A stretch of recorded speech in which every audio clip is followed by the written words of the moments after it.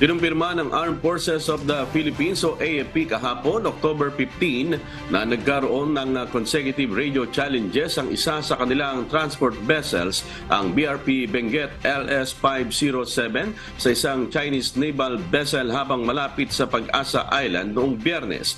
Sa isang pahayag, sinabi ni Lieutenant Colonel Enrico Hill Ileto, ang hepe ng Public Affairs Office ng AFP, na noong Biyernes binalaan at sinabihan ng BRP Benguet ang China's People Liberation Army Navy 621 matapos itong sumubaybay sa kanila sa distansyang 80 yard at sinubukan lampasan ang bow ng LS-507 sa may closest point of approach na 350 yards, 5.8 nautical miles southwest ng Pag-asa Island.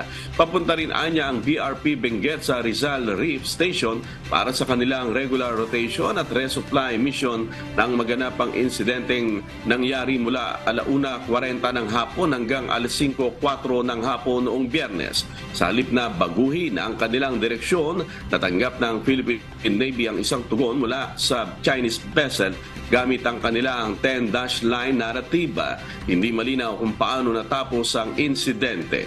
Hiniling ni AFP Chief General Romeo Browner Jr. sa China na itigil ang mga mapanganib na maniobra at agresibong aksyon laban sa mga sasakyang pandagat ng Pilipinas.